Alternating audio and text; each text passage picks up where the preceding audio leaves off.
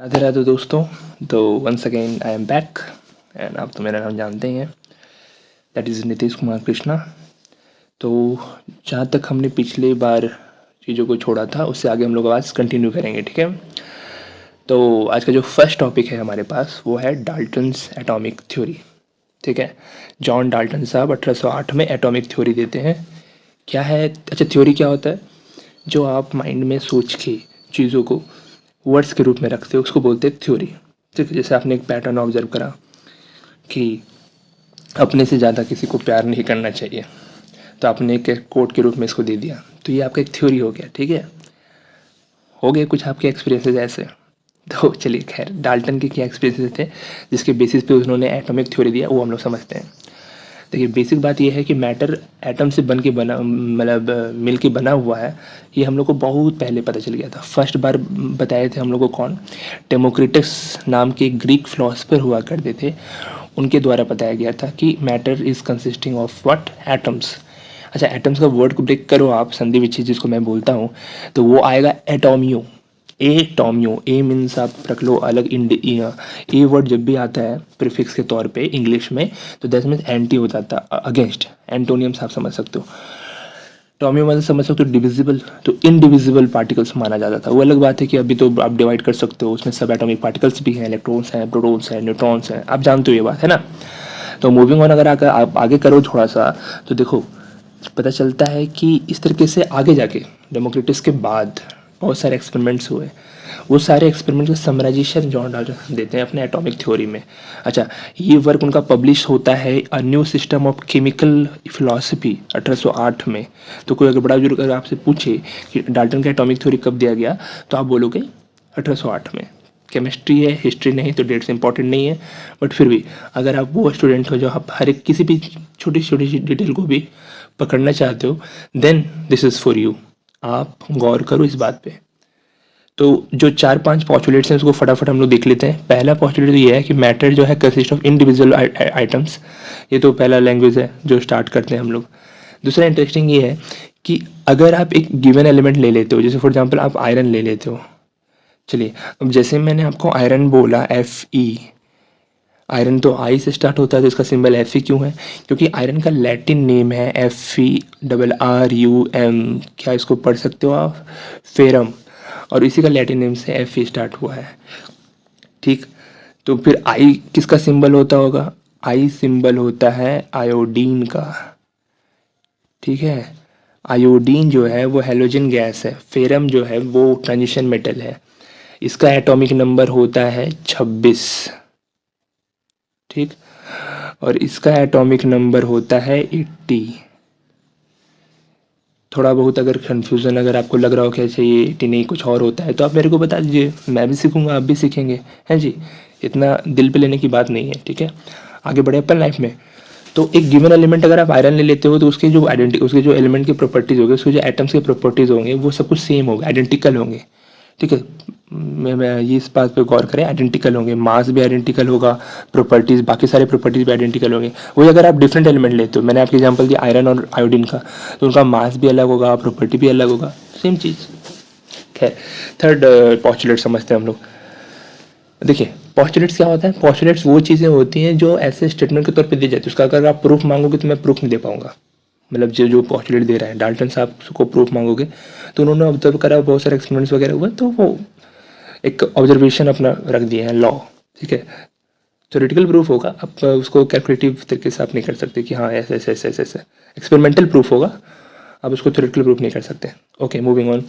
तो third postulate जो है कि कंपाउंड्स जब फॉर्म होते हैं, तो जो भी एटम्स ऑफ एलिमेंट्स लगेंगे वो एक फिक्स रेशियो में होगा। याद आ रहा है आपको? ये कोई लॉ ऑफ केमिकल कॉम्बिनेशन का 5 बेसिक लॉ पढ़े थे, उसमें से एक था लॉ ऑफ कांस्टेंट प्रोपोर्शन या फिर law of definite composition, NCERT जो वर्ड यूज़ करती है। मूविंग ऑन, केमिकल रिएक्शन में आप जानते हैं कि पुराने बॉन्ड टूटते हैं और नए बॉन्ड बनते हैं। इसी को इंग्लिश में बोला जाता है reorganization of atoms. For example H2+O2 में H2O जो बना, उसमें H और H का बॉन्ड टूटा और O का बॉन्ड टूटा, H2O2 है ना बाबा, तब ना वो H2O1 फॉर्म बना। तो पुराना बॉन्ड टूटेगा तभी नया बॉन्ड बनेगा। तो इट्स नॉट सो बैड कि अगर आपके कुछ प्रेयर रिलेशनशिप टूट रहे हैं, कुछ दोस्त छूट गए, कुछ महबूबे छूट गए, महबूबा, लवर्स, ठीक है, कुछ रिश्ते छूट गए, इट्स नॉट दैट बैड, क्योंकि कुछ नए आपका इंतज़ार कर रहे हैं और क्या पता नए पुराने से बेटर हो, क्योंकि कोई भी केमिकल रिएक्शन उसी समय होता है जब आपका जो प्रोडक्ट बने वो स्टेबल हो। तो नया वाला पुराना वाले को आप उसी समय छोड़ते हो जब नया वाला स्टेबल हो। Okay, moving on. इससे ये पता चला कि हम लोग क्या है कि मास को ना ही क्रिएट कर सकते हैं ना ही डिस्ट्रॉय कर सकते हैं। बेसिकली एटम को नहीं, अगर क्रिएट नहीं करेंगे, डिस्ट्रॉय नहीं करेंगे, atom is what is atom, matter का सबसे छोटा रूप, और मैटर में क्या होता है, मास। तो अगर हम बोलते हैं कि matter can nether be created nor be destroyed, तो सेम चीज़ है ना कि मास can nether be created nor be destroyed. तो देखिए ये जो थर्ड पॉस्टुलेट हो गया वो लॉ ऑफ कांस्टेंट प्रोपोर्शन हो गया, और जो फोर्थ पॉस्टुलेट हो गया वो law of conservation of mass हो गया। याद रखें, ये आएगा आपका पेपर में कि कौन सा postulates law of conservation of mass को वेरीफाई करता है और कौन सा postulate law of constant proportion को वेरीफाई करता है, ये आपको पता नहीं चाहिए। आपके एनसीईआरटी में ये 4 पॉस्टुलेट दिए हुए हैं, तो हम लोग इसी 4 पे फोकस करते हैं और आगे बढ़ते हैं लाइफ में। चलिए मूविंग ऑन। डाल्टन का थ्योरी ये एक्सप्लेन करता है कि कितने लॉज ऑफ केमिकल कॉम्बिनेशन थे और कैसे वो अप्लाई करते, बट जैसे मेनली हम लोग देखें ना कि law of constant proportion of conservation of mass follow हो रहा है, but it could not explain the law of gases volume. याद है गे लुसिक लॉ ऑफ गैसेस वॉल्यूम था, उसका एक्सप्लेनेशन नहीं है।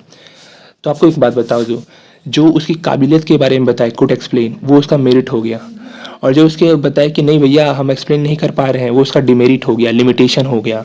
आपके पेपर में मेरिट नहीं डिमेरिट आता है, समाज की खासियत है, लोग आपका मेरिट पे नहीं डिमेरिट पे आपको जज करेंगे।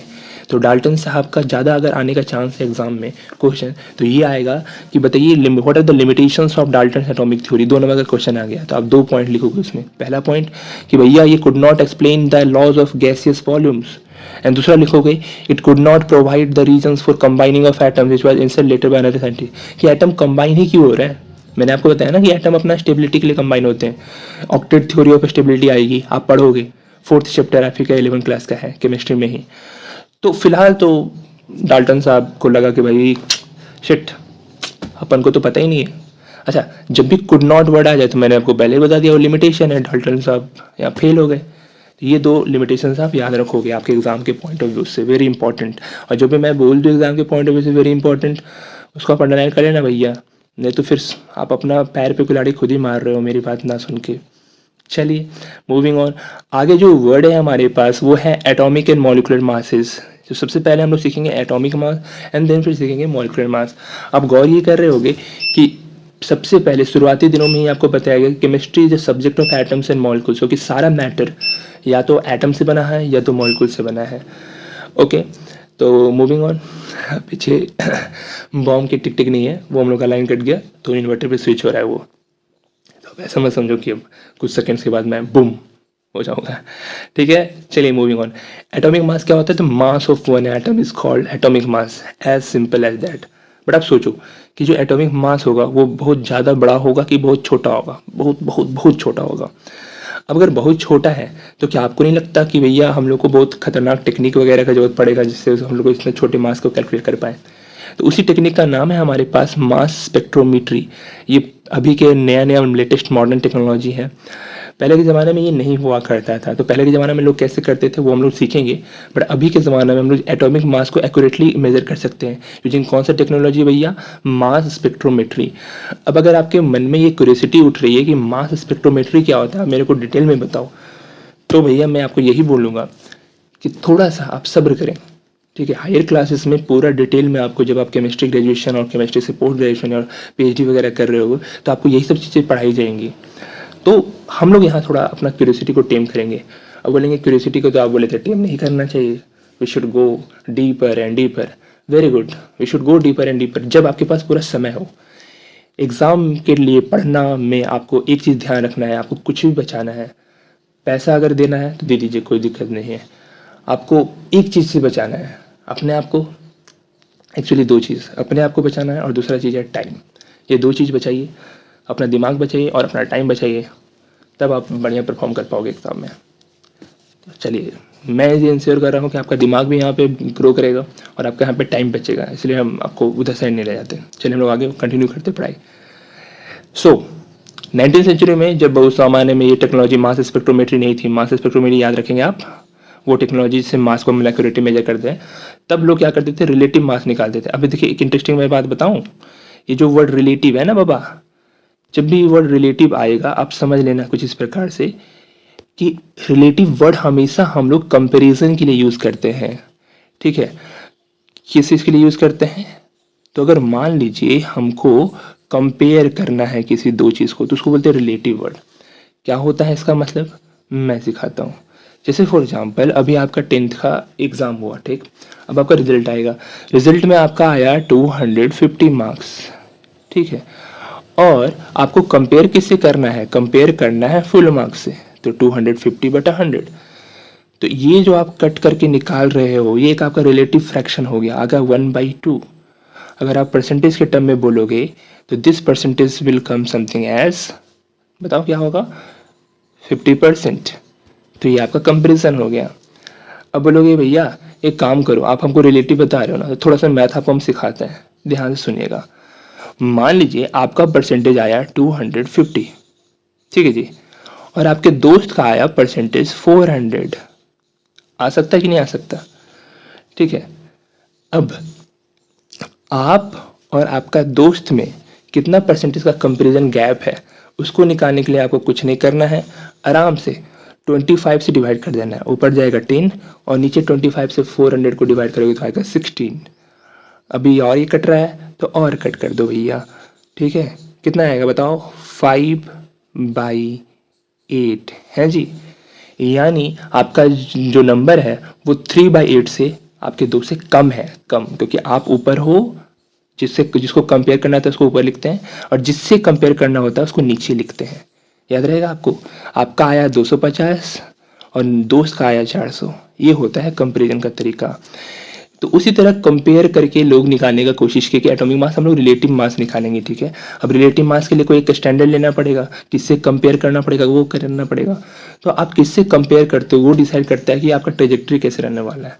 मान लीजिए आप किसी अच्छे दोस्त से, मतलब जो टॉपर लड़के से कंपेयर कर रहे हो, तो आपका सारा माइंडसेट ये रहेगा कि मेरे को टॉपर लड़के का मार्क्स को चेंज करना है। ऐसे तो कंपेरिजन नहीं करना चाहिए इन सोसाइटी। बट जब आप टॉपर के मार्कशीट को चेंज कर रहे होगे तो ऑब्वियसली आप में ग्रोथ होगा। लेकिन अब अगर आप किसी लेट बच्चे के साथ में हो और अपना कंपेरिजन उसके साथ करो कि देखो तो उससे तो बेटर आया मेरा मार्क्स, उससे तो बेटर आया मार्क्स, उससे बेटर मार्क्स बोलते बोलते उसके बराबर मार्क्स आएगा पहले, एंड फिर उससे नीचे चला जाएगा मार्क्स, क्योंकि भैया हो सकता है कि वो किसी टॉपर मार्क्स से कंपेयर कर रहा हो। तो दिस इज द कंपेरिजन का खेला। इसीलिए आप जब आप कंपेयर करते हो तो अपना बेच देने की कोशिश करो, ना तो टॉपर से कंपेयर करो ना तो इससे, खुद को बीट करो। हर बार खुद को बीट करते जाओ उस समय तक जब तक एक्सेलेंस ना आ जाए। और जब एक्सेलेंस आ जाए, जब 100% आ जाए तो 200% का तैयारी करो। अब क्या होता है 200% का तैयारी मैं किसी और वीडियो में बताऊंगा, अभी हम लोग पढ़ाई करते हैं, ठीक है। तो सबसे पहले हाइड्रोजन जो लाइटेस्ट एलिमेंट हुआ करता था उसको स्टैंडर्ड माना गया कि उससे हम लोग कंपेयर करेंगे जी, है ना जी। तो हाइड्रोजन लाइटेस्ट एलिमेंट है, उससे कंपेयर करेंगे। बाद में आगे जाके टेक्नोलॉजी चेंज कर दिया गया, बोला कि नहीं भैया हाइड्रोजन छोड़ो, हम लोग कंपेयर करेंगे कार्बन 12 के आइसोटोप के एटम से। आइसोटोप क्या होता है? This is the interesting word. तो थोड़ा सा लोग पढ़ लेते हैं आइसोटोप क्या होता है। देखिए, अच्छा, आइसोटोप पढ़ाने से पहले मैं आपको एक बात बताता हूँ। एक होता है, आपको पता होगा क्लास 9 में आपने पढ़ा होगा, एक होता है एटॉमिक नंबर, ठीक है। बेसिकली नंबर ऑफ प्रोटॉन्स को एटॉमिक नंबर बोलते हैं। एटॉमिक नंबर का डिनोटेशन होता है जेड, ठीक है। सॉरी, ये तो भैया नीचे ही आ गए, चलिए लिखाएगा नहीं। तो जेड जो होता है, जेड मीन्स एटॉमिक नंबर, वो नंबर ऑफ प्रोटॉन्स के बराबर होता है। एक और होता है mass number. Mass number neutrons और प्रोटॉन्स की संख्या के बराबर होता है। जब सिखा ही रहा है, इतना खर्चा हो ही रहा है मालिक, तो थोड़ा खर्चा और कर लीजिए और हमको ये भी बता दीजिए कि मान लीजिए किसी सिंबल, इसको मैं मिटा दूँ जी, ओहो, चलिए फिर से लिखना पड़ेगा मेरे को, लिखते हैं, कोई दिक्कत नहीं। मान लीजिए एक्स एक सिंबल है एलिमेंट का, यहाँ 17 है, यहाँ 35 है। तो जो पैरवा के नीचे लिखा रहता है ना साहब, वो जेड होता है। जेड मतलब एटॉमिक नंबर। एटॉमिक नंबर आपका प्रोटॉन हो गया, मतलब सॉरी प्रोटॉन हो गया, तो प्रोटॉन की संख्या 17। और ऊपर जो लिखा होता है साहब वो होता है मास नंबर। कोई दिक्कत? मास नंबर में प्रोटॉन भी होता है और न्यूट्रॉन भी होता है। अरे यार जी, बार बार लिख रहे हैं ना ऊपर, तो ये ऐसे लिखा जा रहा है। चलिए न्यूट्रॉन समझ लीजिएगा, ठीक है। तो अगर आपको न्यूट्रॉन निकालना है, न्यूट्रॉन, तो न्यूट्रॉन को निकालने के लिए आपको कुछ और करने की ज़रूरत नहीं पड़ेगा, आप बस न्यूट्रॉन लिखिए और लिखिए जो मथवा है, मथवा मतलब मास नंबर, उसमें आप ये घटा दीजिए, क्या, एटॉमिक नंबर। 35 में 17 घटाइएगा तो 18 आएगा, 18 हो गया उसका न्यूट्रॉन। क्या आपको पता है 17 एटॉमिक नंबर किसका होता है? क्लोरीन का। यानी हम बात कर रहे थे क्लोरीन का। अब जैसे ही हमको पता चला कि क्लोरीन एक एटम है, तो क्लोरीन, बताइए क्लोरीन पे ओवरऑल चार्ज क्या होता है? 0। पक्का पता है आपको? हाँ, तो उसमें 17 टोटल हमारे पास कितना इलेक्ट्रॉन हो जाएंगे? 17 प्रोटॉन। अब चूंकि ओवरऑल चार्ज 0 है तो 17 ही इलेक्ट्रॉन हो जाएंगे, 18 न्यूट्रॉन हो जाएंगे। अब इस हिसाब से देखिए, आप मेरे को बताइए ध्यान से कि इसका एटॉमिक नंबर 17 था, मास नंबर 18 नहीं बोलिएगा, दोनों को जोड़ के आता है प्रोटॉन और न्यूट्रॉन, तो 35 था। ठीक, अब हम आपको दो चीज लिख के दिखा रहे हैं। एक है ये है, देखिए क्लोरीन 17 लिखे हम यहाँ पे, ऊपर लिखे 35। थोड़ा सब्र कीजिएगा, सीखने के लिए ना बड़ा सब्र का चाहिए। अब आप लोग में पेशेंस का अगर कमी है तो लोग 5-10 मिनट वीडियो देखेंगे, उसका भी बोलेंगे भाग के यार बोरिंग लग रहा है, अब हम जा रहे हैं। ऐसा नहीं होता, बोरिंग और इंटरेस्टिंग सब आपके माइंड में है, तो थोड़ा सा सब्र करें, आपको अच्छा लगेगा। तो ये जो मैंने 2 लिखा था वो मिट गया ना डीलिंग के चक्कर में। चलिए कोई बात नहीं, वापस हम लिख देते हैं। क्लोरीन 1735 था और क्लोरीन 1737 था। ठीक है, इसमें देखिए एटॉमिक नंबर क्या लग रहा है आपको? सेम। क्या मास नंबर सेम है? नहीं। 2 एलिमेंट्स या 2 एलिमेंट्स के फॉर्म जिनके एटॉमिक नंबर सेम हो बट मास नंबर सेम ना हो, उसको बोलते हैं आइसोटोप्स। आइसोटोप्स याद रहेगा वर्ड, आइसो मतलब होता है सेम और टोप मतलब समझ लीजिए एटॉमिक नंबर है जी, है जी, same atomic number but different mass number. अच्छा, अगर मास नंबर सेम हो जाता भैया तो फिर क्या होता? एग्जाम्पल दूं मैं आपको, आर्गन 18, मास नंबर इसका होता है 40, कैल्शियम 20 और मास नंबर होता है इसका 40। देखिए ये भैया सेम नहीं है बट ये भैया सेम है, यानी एटॉमिक नंबर तो सेम नहीं है बट मास नंबर सेम है, इसको बोलते हैं आइसोबार्स। अच्छा, अगर न्यूट्रॉन सेम हो जाए तो, न्यूट्रॉन्स मैंने बोला अगर उन दो बंदे के पास न्यूट्रॉन सेम हो जाए तो उसको हम लोग बोलते हैं आइसोटोन्स। इसके एग्जाम्पल आप पता करके रखेंगे, कुछ काम आप भी करिए, ज़्यादा बेटर लगता है। अच्छा, मान लीजिए इलेक्ट्रॉन सेम हो जाए तो उसको बोलते हैं आइसो इलेक्ट्रॉन्स। क्या बोलेंगे भैया? Iso electrons. यहाँ जगह नहीं है तो मैं इतना ही लिखता हूँ। ठीक है, तो मैंने आपको 4 चीज बताया, आइसोटोप्स, आइसोबार्स, आइसोटोन्स और आइसो इलेक्ट्रॉन्स। याद कैसे रखेंगे? आइसोबार से मतलब समझो भार, भार, भार के लिए क्या था? मास। आइसोबार में होगा same mass number but different atomic number, और आइसोटोप्स में क्या होगा? Same atomic number but different mass number. Isotones and neutrons, same number of neutrons. Iso electrons, electronic electrons, same number of electrons. क्या आपको clear हो गया ये बात? सारी चीज़ के आपके 2-2 एग्जाम्पल तैयार होने चाहिए ताकि एग्जाम में अगर आए तो आप बेटर लिख सको। Okay okay okay okay, moving on. तो कार्बन का 3 आइसोटॉप होता है, 12, 13, 14, मास नंबर अलग अलग है। तो अगर 12 मास वाला है तो कार्बन 12 आइसोटॉप बोलेंगे, और अगर 13 मास वाला है तो कार्बन 13, और अगर 14 मास वाला है तो कार्बन 14। तो हम लोग स्टैंडर्ड के तौर पे एटॉमिक मास को मेजर करने के लिए, अच्छा एक बात बताइए भैया, एटॉमिक मास और मास नंबर में क्या फ़र्क है? याद रखें, mass number is number of protons plus neutrons, उसको बस हम नंबर बोल रहे हैं, उसमें ग्राम नहीं लिखेगा उसमें। लेकिन अगर आप एटॉमिक मास निकालते हो तो उसमें मास का यूनिट लगेगा, यू लगेगा अगर आप एटॉमिक मास निकाल रहे हो, और अगर मोलर मास उसमें कन्वर्ट कर दे रहे हो तो ग्राम लगेगा। समझ में आ रहा है बात आपको? ये डिफरेंस है। अच्छा, तो फिर 2 अलग अलग चीज़ को क्यों डिटरमाइन करने की कोशिश किया गया, हम बताते हैं। जब आप मास नंबर निकालते हो तो प्रोटॉन और न्यूट्रॉन इस सब का संख्या निकालते हो, काउंट करते हो, है ना। लेकिन जब आप एटॉमिक मास निकालते हो तो एटम का मास को कैलकुलेट करते हो। अब एटम का मास जो है वो डिफरेंट आइसोटोप्स में डिफरेंट है ना जी। देख लेना, मास नंबर आपको दिख रहा है 35 नंबर, फिर 37 नंबर। तो आप क्या करते हो? उसका एवरेज निकालते हो। तो ये जो एवरेज निकाल रहे हो ये है एटॉमिक मास। ठीक, अच्छा मैं एवरेज भी निकालना सिखाऊंगा। 2 तरह का एवरेज होता है, नॉर्मल एवरेज जो बचपन में सीखे थे, और एक वेटेड एवरेज। रुक जाइए, एक के बारे में आकर बका के आपको बहुत सारी चीज़ बता देंगे ना तो आप हदस के मर जाओगे। हम नहीं चाहते कि आप हदस के मरे, आप मेरे साथ जीवन भर का साथ रहें। LIC, जीवन के साथ भी जीवन के बाद भी। जीवन के बाद आने का नौबत हम देंगे ही नहीं। चलिए, तो आइसोटोप हम सिखा दें कि कार्बन 12 का आइसोटोप हम लोग लेंगे स्टैंडर्ड के तौर पे, और इस स्टैंडर्ड में डेफिनेशन ये मान लिया गया कि 12 एटॉमिक मास है कार्बन का, ठीक है ना। अगर 12 एटॉमिक मास है, एटॉमिक मास यूनिट AMU जो आके U में कन्वर्ट हो जाएगा, उसका डेफिनेशन ये था कि आप क्या करो, कार्बन 12 मत करो, कार्बन 12 के 12 टुकड़े कर दो। 12 टुकड़े करोगे तो क्या आपके हिस्से में पड़ेगा, आपके हिस्से में पड़ेगा 1/12।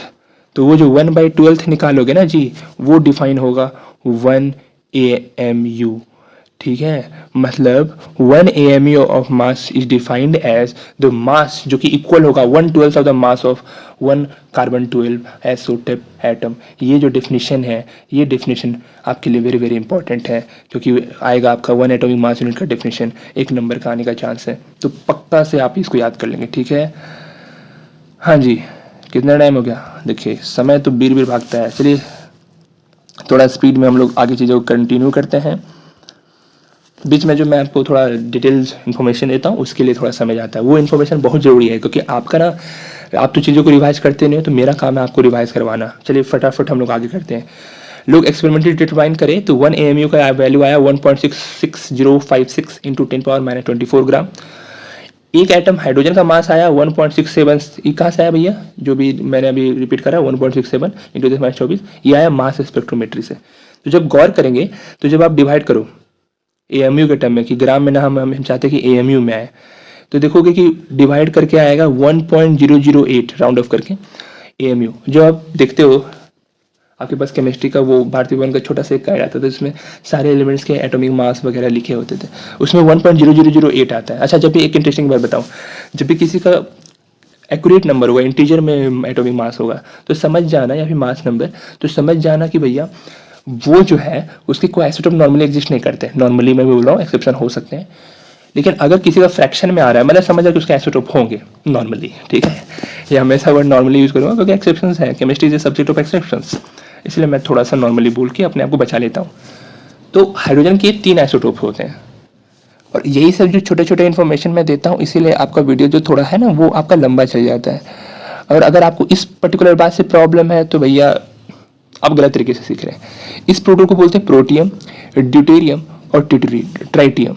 प्रोटियम जिसको आप नॉर्मल जानते हो, ड्यूटेरियम हैवी वाटर बनता है D2O, जो न्यूक्लियर रिएक्शन में ना मॉडरेटर के तौर पर यूज करता है। मॉडरेटर क्या होता है, जो न्यूट्रॉन्स, फास्ट मूविंग न्यूट्रॉन्स आते हैं स्ट्राइक करके और रिएक्शन कराते हैं, चेन रिएक्शन, उसको मॉडरेट करने का हेल्प करता है ड्यूटेरियम, जो सेकंड वाला मैंने बताया, ये वाला पर्टिकुलर, ठीक है। और ट्राइटियम का भी अपने यूजेस हैं, उसको हम लोग अभी जाने दे रहे हैं, ठीक है। तो उसी तरह देखिए ऑक्सीजन का आपका AMU के हिसाब से मास निकलेगा कितना भैया, 16 AMU, 15.995 होता है, इसको राउंड ऑफ कर लेते हैं। अभी एटॉमिक मास यूनिट को हम लोग यूनिफाइड मास में कन्वर्ट कर देते हैं, ठीक है। अब देखिए हम लोग एवरेज एटॉमिक मास निकालने का कोशिश करेंगे, क्यों निकाला जाता है उसका लॉजिक हम लोग सीखेंगे। ऐसा है कि भैया कि बहुत सारे एलिमेंट्स ना एक से अधिक आइसोटॉप के फॉर्म में एग्जिस्ट करते हैं। मैंने क्लोरीन का एग्जाम्पल दिया, मैंने हाइड्रोजन का एग्जाम्पल दिया, मैंने कार्बन का एग्जाम्पल दिया, ऐसे 72 एग्जाम्पल एग्जिस्ट करते हैं। तो उनका कौन सा मास लें, किस आइसोटोप का मास लें, तो उनका हम लोग निकालते हैं एवरेज। और भैया जो एवरेज निकालने का तरीका था हम लोग का बचपन में, मान लीजिए 2 नंबर का हमको एवरेज निकालना है, 5 और 10, तो आप 5 और 10 को जोड़ते थे और बटा 2 मारते थे, 15 आता था, 15 को 2 से भागा देंगे तो आएगा 7.5। ये जो तरीका था इसमें फिक्स था कि आधा चीज 5 रिप्रेजेंट कर रहा है और आधा चीज 10 रिप्रेजेंट कर रहा है, तो 50-50% लेते थे, इसलिए हम लोग 1/2 से डिवाइड किए। 3 चीज रहता है तो 33.3, 33.3, 33.1, 1/3 आता है, 1/3, 1/3। अरे बाबा कुछ नहीं करे, परसेंटेज को हम कन्वर्ट करें फ्रैक्शन में, इसलिए हम लोग 3 से डिवाइड कर देते हैं। ये सब था नॉर्मल, लेकिन भैया इतना इक्वल एग्जिस्ट नहीं करते हैं लोग। फॉर एग्जाम्पल आप यहाँ देखिए, कार्बन के 3 आइसोटोप दिख रहे हैं आपको। कार्बन के 3 आइसोटोप में ये जो पहला 12वां नंबर, 12 मास नंबर वाला आइसोटोप है ना, वो 98.9, मतलब आप समझिए कि वो 99% एग्जिस्ट करता है, बाकी ये 1% एग्जिस्ट करता है, और ये तो भैया 0.00000 बहुत कम एग्जिस्ट करता है, 12-14 वाला।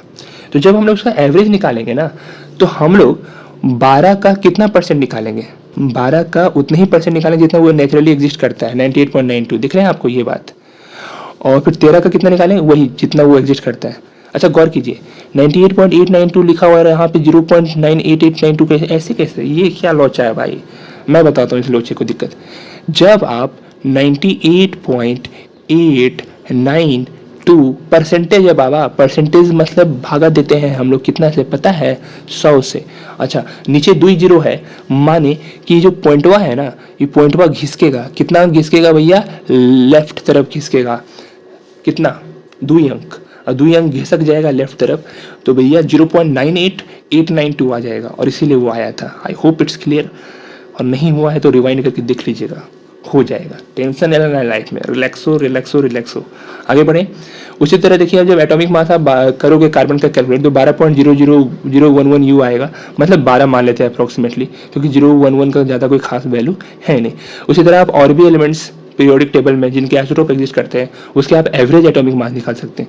अच्छा इस तरह के एवरेज एटॉमिक मास जिसके रेशियो फिक्स नहीं होते, इक्वल नहीं होते, इस तरह के एवरेज को एक वर्ड है, आप ध्यान रखेंगे, इस तरह के एवरेज को हम लोग बोलते हैं वेटेड एवरेज।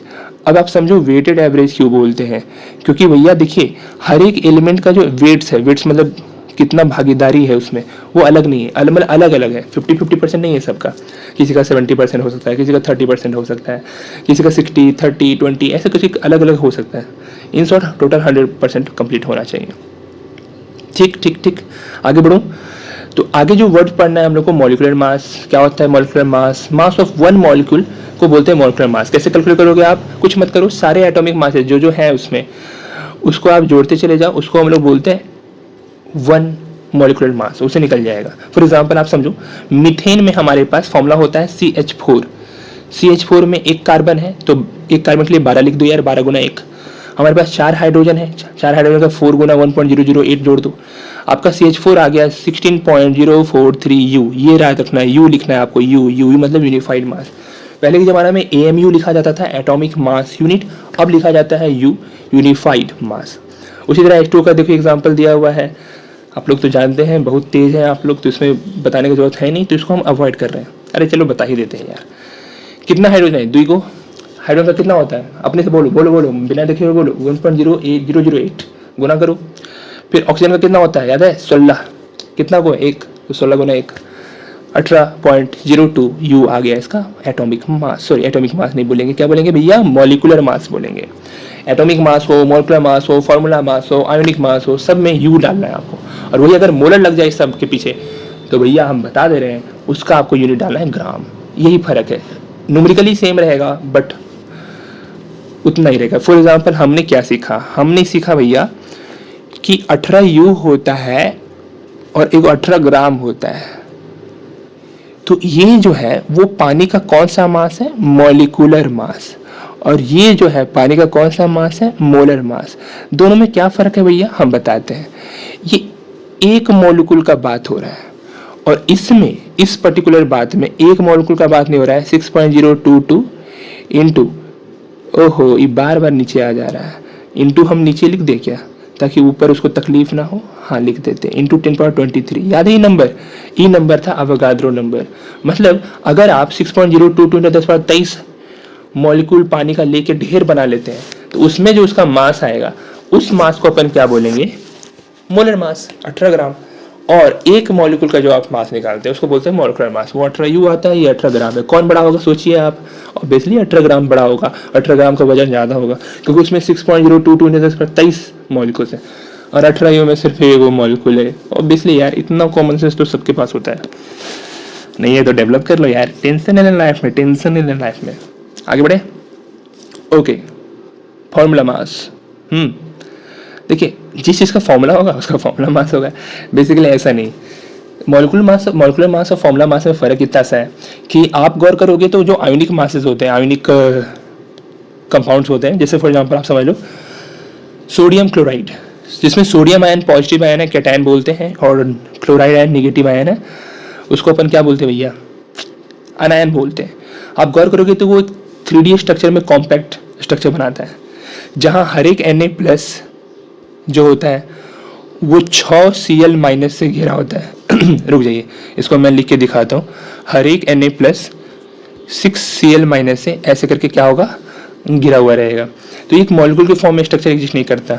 तो इस केस में हम लोग इसका मॉलिक्यूलर मास निकाल के हम लोग फॉर्मूला मास निकालते हैं। तो बेसिकली फॉर्मूला मास किसका निकलता है भैया?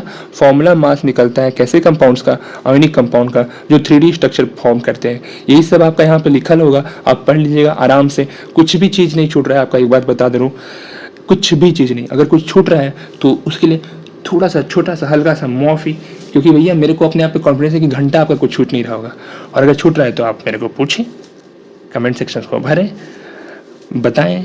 आपके पास टेलीग्राम का आईडी दिया हो उसको फॉलो करें, आपके पास ईमेल दिया हो उसको फॉलो करें। आप मेरे को जहाँ जहाँ से रीच कर सकते हैं आप पहुँचें, वहाँ पे सबसे पहले मैं मिलूँगा और आपका डाउट को क्लियर करूँगा। मूविंग ऑन, NaCl का फॉर्मूला दिया हुआ है, आप कुछ नहीं करना है। फॉर्मूला मास निकालने के लिए आपको ज़्यादा कुछ नहीं, आपको बस NaCl का फॉर्मूला मास निकालने के लिए आपको सोडियम का मास पता होना चाहिए, एटॉमिक मास, जो कि होता है 23U। और आपको क्लोरीन का मास होना चाहिए, देखिए 35.5U। कि आपको मैंने एक बात बताया था कि जब भी आपको इंटीजर में पूरा एक्यूरेट वैल्यू दिखे, जैसे ये दिख रहा है, तो समझिए कि उसके जनरली आइसोटोप एग्जिस्ट नहीं करते होंगे।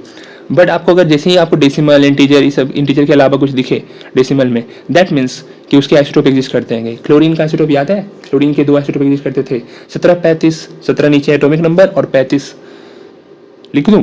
अरे बाबा पहले तो लिखा था, बोलने से भी थोड़ा समझ लिया करो। Cl1735 और Cl1737, ये 2 आइसोटोप एग्जिस्ट करते हैं। किसके बताइए, किसके? जानते हैं आप, जानते हैं आप, जानते हैं आप, क्लोरीन के। अच्छा एक इंटरेस्टिंग केस बताता हूँ, एक है 35 और एक है 37। ये 1735 वाला था और ये 1737 वाला था। और देखो एवरेज क्या आ रहा है? एवरेज आ रहा है 35.5। अब एक बात बताओ, ये दोनों आइसोटोप में कौन ज़्यादा एग्जिस्ट करता होगा, ये वाला कि ये वाला? बता, इंटरेस्टिंग केस। इसका एवरेज देखो, इसका एवरेज किसके नज़दीक है? 35 के नज़दीक है कि 37 के नज़दीक है? एग्जैक्टली 35 के नज़दीक है।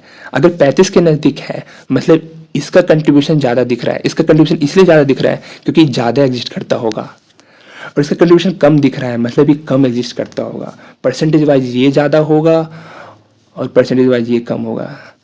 बहुत गिना गया ये फिगर, चलो इसको कट कर देते हैं। समझ में आ गया ना? मामला क्लियर है ना? होगा ही भाई। देखिए मॉलिक्यूलर मास ग्लूकोज का निकालने की कोशिश की जा रही है, इसको क्या मैं एक्सप्लेन करूँ? अरे बाबा सिंपल तो है, 6 गो कार्बन, 12 गो हाइड्रोजन, 6 गो ऑक्सीजन, 6 गुना 12, 12 गुना 1 प्लस 6 गुना 16, हिसाब किताब करिए और 180 आ गया आपका।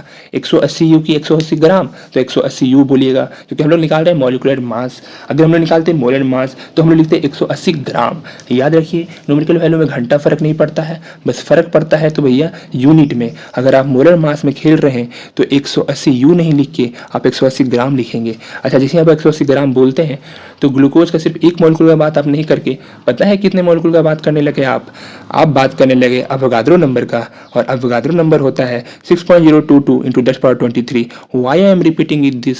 जब ये सब को याद ही है, आप लोग को भी याद है, इसलिए ठीक है। अगर कोई एक बच्चा को भी अगर नहीं याद है तो इतना बार मैं बोल ही दूँ कि उसको याद हो जाए। आपको घर में कुछ करने का जरूरत नहीं है, सिर्फ इस वीडियो से आपको सारा चीज़ याद हो जाएगा, सारा चीज़ याद हो जाएगा। It's a claim, verified claim. बस आपको करना क्या है, इस वीडियो को एक बार अभी मेरे साथ बोल बोल के देखना है, और जब भी आप भूलने लगो वापस से इसको देख लेना है। Okay, get it? आगे बढ़े तो अगला जो कॉन्सेप्ट है mole concept and molar mass. ऐसे तो चाहूँ तो बस मैं एक लाइन लिखूँ और इसको कंप्लीट कर दूँ, बट मेरा काम अभी आपको यहाँ पे है कि मैं एनसीईआरटी का आपको हर एक वर्ड का मतलब समझाऊँ। तो चलिए खैर आगे बढ़ते हैं। जो एटम्स और मॉलिक्यूल्स के बारे में वंस अगेन आपको रिपीट किया जा रहा है कि भैया वो होते हैं बहुत छोटे साइज में, और उनका जो नंबर होगा वो बहुत बड़ा होगा। वो मैंने आपको पहले ही बताया था, हाथी और चींटी। चींटी का साइज छोटा तो उसका नंबर होगा बहुत बड़ा, हाथी का साइज बड़ा तो उसका नंबर होगा कंपेरेटिवली छोटा। थिंग इज दैट क्लियर हो गया भैया? Okay okay okay. तो इतने बड़े नंबर से डील करने के लिए हम लोग को एक यूनिट का जरूरत पड़ता है, और उसी यूनिट का नाम है मोल। अभी कैसे डेवलपमेंट होता है उसका लॉजिक बताते हैं। एनसीईआरटी बड़ा सुंदर तरीके से लिखा हुआ है, तो आप समझिए। जिस तरह से हम लोग 12 आइटम को डजन बोलते हैं ना जी, 1 डजन बोलते हैं, 20 आइटम को स्कोर बोलते हैं। क्या आपको पता था ये बात? हमको पता था हमको क्या नहीं पता था, मैं बताता हूँ कि 144 आइटम्स को ग्रॉस बोलते हैं। ये 2 बात आपको नहीं पता होगा, हमको ये लास्ट वाला बात पता नहीं था। सीखे ना हम, आप भी सीखो, सब सीखो। इसलिए बोलते हैं कि एक एक वर्ड पे फोकस करो, पता नहीं आपको किस वर्ड से क्या नॉलेज मिल जाए। अब आगे बढ़े तो उसी तरह हम लोग एनसीईआरटी में क्या किए कि एक मतलब केमिस्ट्री में क्या किया कि मोल एक एस्टेब्लिश कर दिए। मोल हम लोग इंटिटीज को काउंट करेंगे। अच्छा, इंटिटीज क्या क्या हो सकते हैं, ध्यान से सुनिएगा। कोई भी एटम हो सकता है, कोई भी मॉलिक्यूल हो सकता है, आयंस हो सकता है, इलेक्ट्रॉन्स हो सकता है, प्रोटॉन्स हो सकता है, दुनिया भर के केमिस्ट्री के कोई भी पार्टिकल्स हो सकते हैं। लेकिन याद रखिएगा, जब भी हम 1 मोल ऑफ एटम बोले या फिर 1 मोल ऑफ मॉलिक्यूल बोले या फिर 1 मोल ऑफ आयन बोले, उसमें नंबर फिक्स्ड रहेगा। 1 डजन ऑफ बनाना बोले तो उसमें 12 आएगा। अच्छा, 1 डजन ऑफ अगर हम सेब बोले, एप्पल बोले, तो क्या उसमें 13 आ जाएगा? अरे बाबा, 1 डजन मतलब 12, चाहे बनाना हो, चाहे कॉपी हो, चाहे कुछ भी हो। उसी तरह 1 मोल ऑफ ललना, 1 मोल ऑफ फलना, 1 मोल ऑफ चलना is always equal to 6.022 into 1023। हाँ, अगर हम 1 मोल ऑफ ललना बोले तो वो होगा 6.022 इंटू 1023 ललना। अगर फलना बोले तो वहाँ पे भी होगा फलना। यहाँ चलना बोले तो वहाँ पे भी होगा चलना। I hope it's clear. हम पागल नहीं है, टेंशन मत लेना। बस पढ़ाते समय थोड़ा पागल हो जाते हैं। तो आपको पता होगा कि जो मोल है, जिसका सिंबल हम लोग जानते हैं कि MOL होता है, वो हम लोग का 7th बेस क्वांटिटी। याद है 7 बेस क्वांटिटी पढ़े थे, उससे हम लोग डिराइव किए थे। उसमें मोल जो है वो 7वां नंबर का बेस क्वांटिटी जो रिप्रेजेंट करता है अमाउंट ऑफ सब्सटेंस को। हमारे पास मोल की क्वांटिटी आ चुकी है 6.022 ये एलिमेंट्री एंटिटीज, ठीक है। एलिमेंट्री एंटिटी मतलब वही एटम्स, मॉलिक्यूल्स, आयंस। ये न्यूमेरिकल वैल्यू फिक्स्ड है। इस न्यूमेरिकल वैल्यू को बोलते हैं अवोगाद्रो कांस्टेंट, ठीक है। जब आपको इसको यूनिट रूप में करते हैं तो यूनिट पर मोल होता है इसका, ठीक है। इसको अवोगाद्रो नंबर भी बोला जाता है। डिनोटेशन अमाउंट ऑफ सब्सटेंस लिए छोटा n होता है, याद रखेंगे आप, ठीक है। ये सब छोटी छोटी बातें हैं जो बहुत काम की बातें हैं। देखिए, एलिमेंट आपका एटम हो सकता है, मॉलिक्यूल हो सकता है, आयन हो सकता है, और कोई भी दुनिया भर का चीज़ हो सकता है। वही सब सारी चीज़ें लिखी हुई है। तो अगर मैं चीज़ों को ना लाइन बाय लाइन ना पढ़ के आपको बता दूं, मतलब मेरा वो चीज़ पढ़ा हुआ है, मैंने आपको एक समरी दे दिया। बार बार एक लाइन पढ़ूंगा और फिर आपको एक्सप्लेन करूंगा, उसे समय जाएगा। और एक ही चीज़ मैंने आपको बोल दिया कि बचाना है, वो है समय। हाँ, अब समय बचाने के चक्कर में ऐसे क्वालिटी से कॉम्प्रोमाइज़ नहीं करेंगे। जो डिटेल में पढ़ना जाना चाहिए उसको हम लोग डिटेल में पढ़ेंगे। भले 5 पार्ट में खत्म होने वाला वीडियो 7 पार्ट में खत्म होगा, लेकिन डिटेल में पढ़ना इज़ वेरी इंपॉर्टेंट। अगर आप एक बार अच्छे से पढ़ते हो ना, तो आपके लिए रिवाइज करना आसान है, रिटेन करना आसान है, दुनिया आसान है। इसीलिए तरीके से पढ़ो, बढ़िया से पढ़ो। ओके, तो इस तरह से हम लोग जानते हैं कि बहुत सारे सब्सटेंस को अगर आप करोगे, जैसे आप ये लिखा हुआ है यहाँ पे जो मैंने आपको पहले एक्सप्लेन किया, mole of a substance always contain the same number of entities. चाहे आप कुछ भी रख लो उसकी जगह पे, बनाना रखो, कनाना रखो, जनाना रखो, जो रखो, ठीक है। तो मास ऑफ कार्बन 12 एटम को इस तरह से मास स्पेक्ट्रोमीटर से हम लोग डिफाइन कर लिए थे। अच्छा, ये नंबर एक्चुअली पहुंचा कैसा गया ये बता रहा है कि हम लोग को मास नंबर पता चल गया एक एटम का, ठीक है। देखिए आपको कि इतना ग्राम होता है 1.99 लंदर है इंटू 10⁻23 ग्राम। और 1 मोल ऑफ कार्बन का हम लोग वजन निकाल लिए थे 12 ग्राम। अब इसको डिवाइड कर लीजिए। सिंपल सा बात है कि जितना आपका 12 ग्राम है उसमें आप ये डिवाइड कर लिए, तो पता चला कि 1 मोल में कितना एटम होता है। तो वो आया अप्रॉक्सीमेटली 6.022 इंटू 10⁻23 एटम्स पर मोल। दैट मीन्स वही आ गया जो हम लोग का अवोगाद्रो नंबर है। कोई दिक्कत जी? नहीं होगा कोई दिक्कत? आज हम लोग 1 घंटे का ही रखेंगे, ठीक है। 1 घंटे का हमको लगता है अभी प्राइम एग्जाम्पल से रहेगा, 1 घंटे का वीडियो डालेंगे, उससे ना तो ज़्यादा, उससे ना तो कम। और आप लोगों को भी रिक्वेस्ट है कि जब भी आप देखो ये सब, ऐसे तो अब यहाँ तक आ गए हो तो हमको लगता है आप पूरा ही वीडियो देखोगे। ये बात हमको शुरू में कहना चाहिए था। पूरा वीडियो देखो यार, पूरा वीडियो देखो। इससे 2 चीज़ फ़ायदा होगा। एक तो आपका पूरा इन्फॉर्मेशन मिलेगा, आपको पूरा नॉलेज मिलेगा। दूसरा कि यूट्यूब एल्गोरिदम को ना ख़राब नहीं लगेगा कि भैया आप आधा वीडियो छोड़ के काहे जा रहे हो, हम कोई जिम्नास्टिक चीज़ थे क्या? ऐसा तो नहीं है कि कोई जिम्नास्टिक चीज़ है। हम I am a beautiful thing यार, ब्यूटीफुल। आगे बढ़े तो 1 मोल में जो नंबरवा आया है वो नंबरवा बड़ी इंपॉर्टेंट है। वो नंबरवा को हम लोग एक नया नाम दे देते हैं। उस नाम का है अवोगाद्रो कांस्टेंट। अवोगाद्रो कांस्टेंट का डिनोटेशन है n, पैरवा के नीचे a, ठीक। और ये भैया हम लोग अमीडियो अवोगाद्रो, याद है, बहुत भयानक नाम वाले अमीडियो अवोगाद्रो, उन्हीं के नाम पे, उनके ऑनर पे हम लोग ये दिए हैं। देखिए ये नंबरवा जो अगर आप सारा 0 लिख देंगे तो कुछ इस प्रकार से आएगा। पढ़ते रहिए ज़िंदगी भर, ठीक है। यही सब चीज़ें यहाँ पे लिखल है, आप देख लीजिए।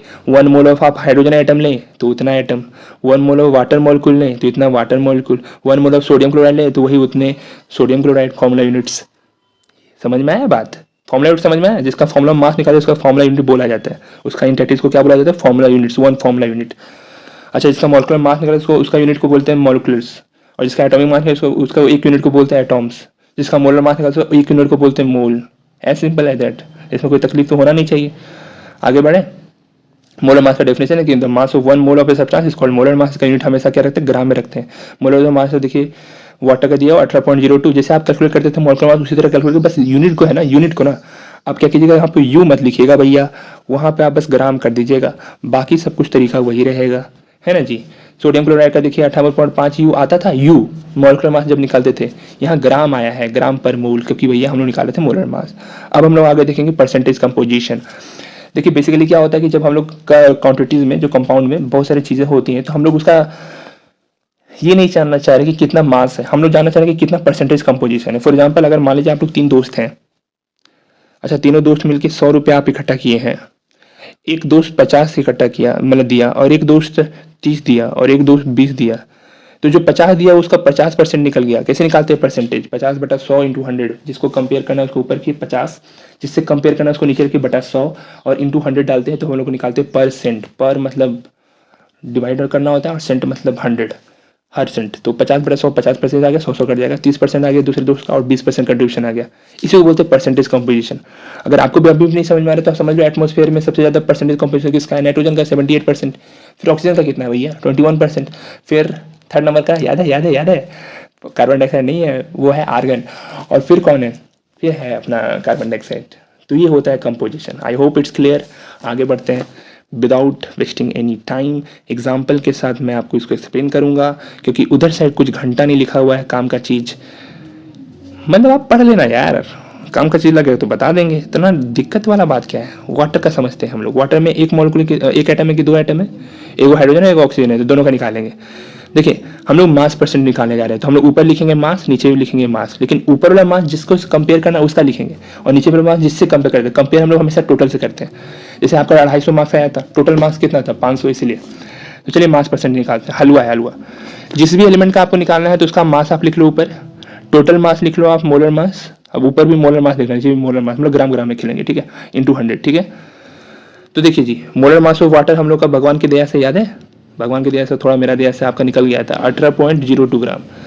मास परसेंट हाइड्रोजन क्या होगा, एक एटम नहीं है 2 एटम है, तो 2 गुना 1.088 बटा 18, हिसाब किताब करो तो 11.18% आ गया।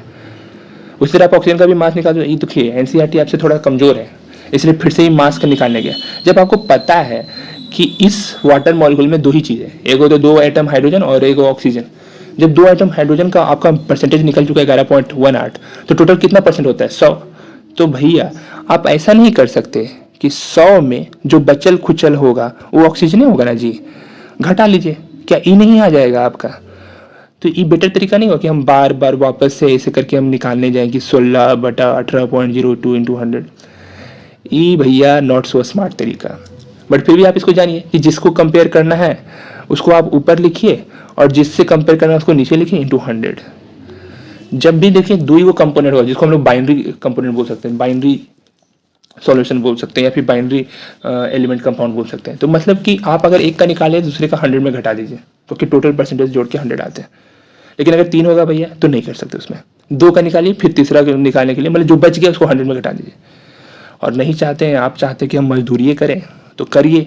इथेनॉल का पहले आप मोलर मास निकाल लीजिए टोटल, उसमें आप कार्बन का निकालिए पहले, फिर हाइड्रोजन का निकालिए, तरीका तो बता ही दिए हैं, फिर ऑक्सीजन का निकालिए। तरीका सिंपल सा ये है कि उस बंदे का सिर्फ आप एक एटॉमिक मास नहीं लेंगे, जितना वो है इन एक्चुअलिटी उतना लेंगे। फॉर एग्जाम्पल देखिए आप C2H5OH है, तो एक बात बताइए कितना कार्बन है, 2 कार्बन दिख रहा है इसमें, तो कार्बन का मास जो होता है आप जानते हैं कि 12 होता है, लेकिन पता है क्या, आप 12 नहीं लोगे, आप 24.02 लोगे, क्योंकि 2 था, 2 से गुना कर दिए। हाइड्रोजन का 1 होता है, लेकिन आप 6 ले रहे हो। 6 क्यों ले रहे हो भैया, क्योंकि 6 वो हाइड्रोजन है। ऑक्सीजन का 16 होता है, 16 ही क्यों लिए, क्योंकि इसमें एक ही वो ऑक्सीजन था। बुझाया क्या, समझ में आया क्या, समझ में तो आइए गया होगा। तो इस तरीके से हम लोग परसेंटेज कंपोजिशन किसी का भी कैलकुलेट कर सकते हैं, उससे हम लोग को पता चल जाता है। अच्छा एक और चीज़ सिखाते हैं आपको, ध्यान सुनिएगा, ठीक है। मान लीजिए दवाई वगैरह में आप लिख देखते हैं, इसको मैं इंक से यूज़ करता हूँ, 56% मास बाई मास सॉल्यूशन। इसका क्या मतलब होता है जी, इसका मतलब ये होता है कि अगर आप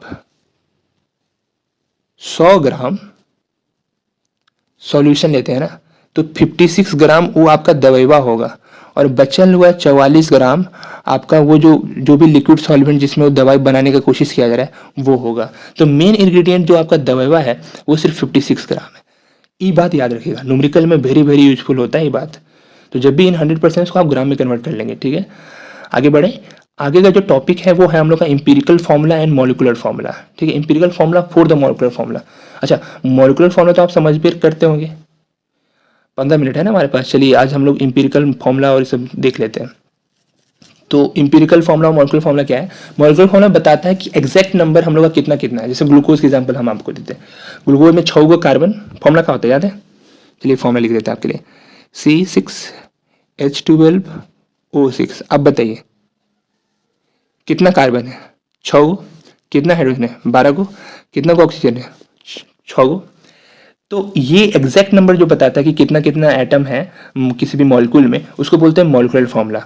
अच्छा, इसका एक और तरीका है, देखिए आपको 6 सब में कॉमन दिख रहा था, आप कॉमन ले लीजिए 6। अगर आप 6 कॉमन ले लेंगे तो कार्बन को घंटा नहीं बचेगा, एक बचेगा।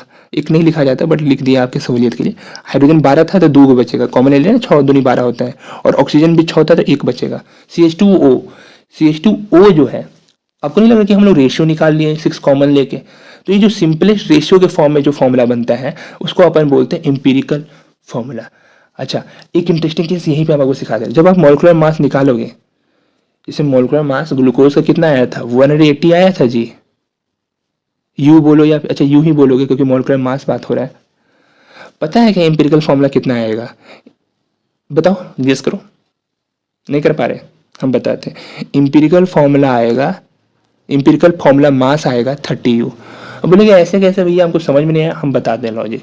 याद है आप 6 कॉमन ले लिए थे, तो भैया ऐसा कुछ अगर हम एम्पिरिकल फॉर्मूला मास से गुना करेंगे 6 से तो नहीं बन जाएगा 180, मतलब 6 दे दो वापस तो मॉलिक्यूलर फॉर्मूला बन गया। अच्छा 6 ले लो तुम, अच्छा 6 देने का मतलब 6 से गुना कीजिए, क्योंकि हर बार वो 6 मल्टीप्लाइड होएगा उसका मास, आप 6 कम किए। और अगर कम करने का मतलब डिवाइड कीजिए, इसीलिए हम लोग ये ले आए हैं। बोलेंगे नहीं नहीं आप पे हमको डाउट हो रहा है, तो चलिए इस डाउट को क्लियर करते हैं। क्या बोले थे हम? देखिए ग्लूकोज का तो फॉर्मूला मॉलिक्यूलर मास आप निकाल चुके हैं, हम एम्पिरिकल मास निकालते हैं। अगर वो 30 आ गया तो हम लोग का सही है। कार्बन का होता है 12, हाइड्रोजन का कितना होता है 2, ऑक्सीजन कितना होता है 16। जोड़ने आता है क्या? नहीं आता, सीखो भाई। चलो मेरा तो मिस हो गया। अगर आप 12 को 2 से जोड़ के 16 से भी जोड़ देंगे तो पता है क्या 30U आएगा। कोई दिक्कत? वेरीफाइड? समझ में आया क्या? बुझाया क्या? आ गया, समझ में आ गया होगा, आ गया होगा। चलिए, तो मास percent of various elements present in the compound को हम लोग बोलते हैं एम्पिरिकल फॉर्मूला, ठीक है। मतलब एम्पिरिकल फॉर्मूला मास निकाल सकते हैं और फिर मॉलिक्यूलर फॉर्मूला से हम लोग मॉलिक्यूलर मास निकाल सकते हैं। तो कितना कॉमन आएगा, वो जो n है उसका भी निकालने का तरीका याद है आपको? n कैसे निकाला जाता था याद है? 180/30 अगर आप करोगे तो जो 6 आएगा वही कॉमन निकाले थे, तो इसको n फैक्टर बोलते हैं। कुछ करना नहीं है, आप ऊपर लिखो मॉलिक्यूलर मास और नीचे लिखो एम्पिरिकल मास। राइटिंग सुधारने की आवश्यकता है। जीवन भर मेरे स्टूडेंट्स ये बोलते रह गए, लेकिन कभी भी मैंने राइटिंग नहीं सुधारा, क्योंकि मैं ढीठ हूँ आप लोग की तरह। मैं कुछ भी बोलता रहूँ, आप जिस तरह से नहीं सुनते उस तरह वो भी कुछ भी बोलते रहते थे, मैं भी नहीं सुनता था। ऐसा नहीं है, मैं बहुत सुनता था। I am a very good listener. कभी ट्राई करना, ठीक? पर्सनल नंबर शेयर कर दूंगा, यू कैन ट्राई मी। आगे बढ़े तो एक क्वेश्चन है कि एम्पिरिकल फॉर्मूला कैसे निकालना है। बड़ा इंटरेस्टिंग क्वेश्चन है। एग्जाम में आपका इस क्वेश्चन के आने का चांस मैं बता देता हूँ 105% इस क्वेश्चन के आने का चांस। तो याद रखिए कि हम लोग को सीखना है इस क्वेश्चन को, ठीक? 12 मिनट है, 12 मिनट के अंदर अंदर सीख लें तो बेटर है। तो चलिए, हम लोग के पास 4.07% हाइड्रोजन है, 24.27% कार्बन है और 71.65% क्लोरीन है। ये कुछ इस तरह से लॉजिक है ना जी। तो इसको हम लोग कैलकुलेट कैसे करेंगे? अब एक तरीका तो ये है कि आपका एनसीईआरटी का तरीका, बट जो तरीका आपको एग्जाम में फॉलो करवाया जाता है वो तरीका है टेबल फॉर्मेट। तो मैं आपको यही सिखा रहा हूँ कि मैंने आपको क्या बताया था कि आप क्या कर लो, 100 ग्राम में यहाँ सारे एलिमेंट लिख लेना। 4.07% हाइड्रोजन है तो आप लिख लो 4.07 ग्राम, ठीक? उसी तरह आप लिख लो 24.3 थोड़ा मैं इसमें अच्छे से लिखने की कोशिश कर रहा हूँ, तो थोड़ा स्लो होगा, थोड़ा संभाल लेना। फिर अगला क्या होगा बताओ, जो लास्ट में क्लोरीन है वो कितना है, 71.65 ग्राम। आप एक टेबल ये मास का बना लोगे, ठीक है। अब जो अगला टेबल बनाओगे मास के बाद, ठीक है, मास के बाद जो चीज़ टेबल बनाओगे वो आप बनाओगे रेशियो का, ठीक है। अब अगर आप रेशियो का बनाओगे तो वो मैंने बना दिया। अब आपको मैं एक कैलकुलेट कर रहा हूँ, जैसे फॉर एग्जाम्पल इस भी देखिए क्या लिखा हुआ है कि conversion of mass percent to gram, कर लिए कन्वर्ट। दूसरा जो टेबल बनाओगे आप टेबल फॉर्मेट में बनाओगे, ठीक है, जो भी इसका स्टेप्स है ना वो टेबल फॉर्मेट में चले जाएगा, जैसे मैंने आपको बना के दिखाया था अभी। आप नंबर ऑफ मोल्स निकालने की कोशिश करोगे। अच्छा, नंबर ऑफ मोल्स का फॉर्मूला क्या होता है वो मैं आपको पहले बताता हूँ। नंबर ऑफ मोल्स का फॉर्मूला होता है, छोटा एन के गिवन मास, ठीक है, बटा मोलर मास, ठीक है। मोलर मास अगर दिया हो तो अच्छी बात है, नहीं दिया हो तो आप कैलकुलेट कर लो, आपको आता है कैलकुलेट करना, ठीक है। अच्छा, एक और चीज़ मैं बता देता हूँ यहाँ पे इंटरेस्टिंग केस कि देखिए 1 मोल बराबर कितना होता है, जो अवोगाद्रो नंबर होता है उतना चीज़ होता है। उसके अलावा जो मास आएगा वो आपका आएगा मोलर मास, ठीक। और आपका जो वॉल्यूम आएगा वो भी आएगा आपका मोलर वॉल्यूम। अच्छा, किसी भी गैस का मोलर वॉल्यूम फिक्स्ड होता है, ठीक है। मोलर वॉल्यूम कितना फिक्स्ड होता है, 22.4 लीटर, याद रहेगा आपको। तो ये कन्वर्जन आप याद रखेंगे। 1 मोल बराबर, अच्छा इसको मैं यहाँ से डिनोट करता हूँ, 1 मोल बराबर अवोगाद्रो नंबर हमेशा उसका बराबर होगा मोलर मास और फिर मोलर वॉल्यूम। मोलर वॉल्यूम हमेशा फिक्स रहता है 22.4। अच्छा, गौर करें, अगर हम 44.8 लीटर बोले किसी चीज़ का ऑक्सीजन गैस का तो कितना मोल होगा, 2 मोल। अरे बाबा, अगर हम मोलर वॉल्यूम को 2 से गुना कर दिए तो हम मोल भी 2 से नहीं गुना हो जाएगा। अच्छा, अगर हम बोले कि हाइड्रोजन मॉलिक्यूल है मेरे पास 12.044 इंटू 10⁻23, अरे अवोगाद्रो नंबर तो 06.022 होता था और आप मोलर मास ये अवोगाद्रो नंबर को 2 से गुना कर दिए तो मोल भी क्या हो जाएगा, 2 से गुना हो जाएगा। इस तरीके से आप कन्वर्ट कर सकते हो। अच्छा, वाटर का आपको हम क्या सिखाए थे, मोलर मास 18 ग्राम, और हम बोले कि मेरे पास 72 ग्राम वाटर है, तो कितना मोल ऑफ वाटर, 4 यार, 4 कैसे, 18 को 72 पहुंचाने के लिए क्या किए, 4 से गुना किए, तो मोल भी आपके पास कितना होगा, 4। 9वां का चीज़ है। अभी हम क्या सिखाए, नंबर ऑफ मोल्स निकाले, क्या गिवन मास यानी 72 था बटा 18, तो वही करना है आपको। बताइए गिवन मास कितना है हाइड्रोजन के लिए, 4.07 ग्राम। उसका मोलर मास कितना होता है, 1 भागा दीजिए 4.04 आ गया। फिर उसी तरह हाइड्रोजन कार्बन का भागा दीजिए, 24 को 12 से भागा दीजिएगा, 2 आ गया अप्रॉक्स, ठीक है जी, समझते जाइए, एकदम बड़ा अच्छे से कट जाएगा। क्लोरीन का देख लीजिए, क्लोरीन का आप जब कट किए तो 2 आ गया। अब ये जो रेशियो आया है ये नंबर ऑफ मोल्स का है, अब आपको रेशियो निकालना है, ठीक है, आपको रेशियो निकालना है। तो समझिए टेबल कैसे बनेगा। टेबल अब तक का क्या बना है, एक टेबल आप लिखोगे यहाँ पे, एक होगा तुम्हारा मास का टेबल, फिर उसके बाद आपका यहाँ पे टेबल बनेगा मोल्स का टेबल, 3 भाग में बटेगा क्योंकि आपका 3 को सब्सटेंस है ऊपर नीचे, ठीक है। उसके बाद आप यहाँ निकालोगे रेशियो, ठीक है। देखो रेशियो अभी अगला टेबल में निकाल के दिखाएगा ये लड़का, ठीक है। रेशियो कैसे निकलेगा, आपको कुछ करना नहीं है। आप एक बात बताओ, हाइड्रोजन का जिसमें आप रेशियो निकाल रहा हूँ, ठीक है, रेशियो हाइड्रोजन का कितना आया था 1, और सबसे छोटा यूनिट रेशियो क्या था 1, फिर कार्बन का शायद 2 आया था, फिर 1, और क्लोरीन का भी 1 था, उसको भी 1 से डिवाइड करो। मतलब जो रेशियो आपका आया है और जो सबसे छोटा रेशियो उसे डिवाइड करना होता है। जैसे क्लोरीन कार्बन का 2 आया और सबसे छोटा 1 था, क्लोरीन का 1 आया सबसे छोटा 1 था, इससे आपको एक रेशियो मिल जाएगा। कितना रेशियो मिल रहा है भैया बताइए, 1:2:1। इसका मतलब ये हुआ कि जो कार्बन जो हाइड्रोजन है वो 1 रहेगा, जो सॉरी उल्टा बोल दिया मैंने क्योंकि मेरे को डेटा मिस हो गया यार, सॉरी माफ़ी चाहेंगे हम, माफ़ी। देखिए इसका 4 आया ना जी, इसका 2 आया ना जी, इसका 2 आया ना, तो उस हिसाब से हमको बनाना चाहिए। तो चलिए हम यहाँ लिख देते हैं वापस से, माफ़ी चाहेंगे हम। हाइड्रोजन का 4 के हिसाब से आप 2 डिवाइड करेंगे, इसका 2 के हिसाब से 2 डिवाइड करेंगे, इसको भी 2 के हिसाब से 2 डिवाइड करेंगे। ये हाइड्रोजन है, ये कार्बन है और ये क्लोरीन है। इसको आप जब कट करोगे तो इसका रेशियो 2, इसको आप कट करोगे तो इसका रेशियो 1। वाह जी, ऊपर से ऐसे लिख देते हो 1, इसको भी आप जब कट करोगे तो इसका भी 1 आएगा। तो जो मेन रेशियो आ गया वो रेशियो आ गया क्या, अच्छा वो मेरे को इंक लेना पड़ेगा, 2:1:1, माने हाइड्रोजन जो होगा वो 2 पार्ट और कार्बन जो होगा 1 पार्ट और ऑक्सीजन क्लोरीन जो होगा वो भी 1 पार्ट। यानी जो मॉलिक्यूलर फॉर्मूला बन गया वो बन गया कुछ इस प्रकार से। कार्बन कितना था? 1, लिखता हूँ मैं, कार्बन था 1, हाइड्रोजन था 2 और क्लोरीन था। समझ में आया? अब इसमें आप आगे भी देखोगे कि इसमें मॉलिक्यूलर मास भी निकालना होता है, मॉलिक्यूलर फॉर्मूला भी कभी कभी निकाला, तो उसमें क्या दिया रहेगा ना कि मॉलिक्यूलर मास दिया रहेगा, तो मॉलिक्यूलर मास दिया रहेगा, उसका एक एग्जांपल देते हैं इसी से निकालने का। ठीक है, ध्यान सुनना। चलो एक इंटरेस्टिंग केस मैं बताता हूँ आपको कि क्या दिया हुआ है, CH2Cl। गौर करना, इस पर मैं फोकस इसलिए ज़्यादा कर रहा हूँ क्योंकि आपके पेपर में आएगा। कार्बन कितना है?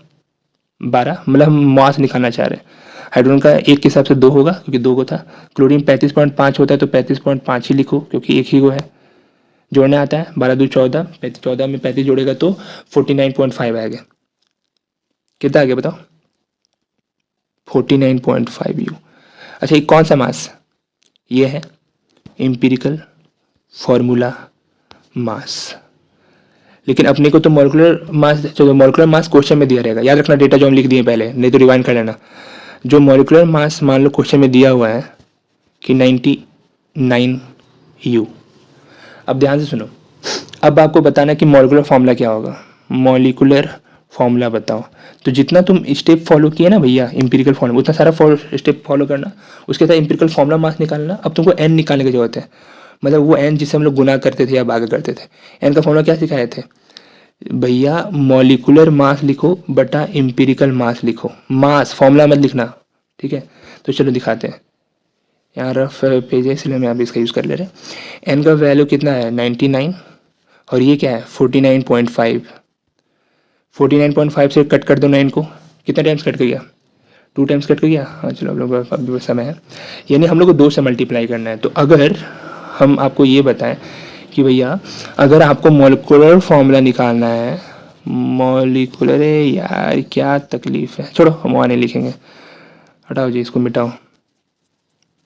हो कुछ ज़्यादा ही छोटा हो गया था rubber.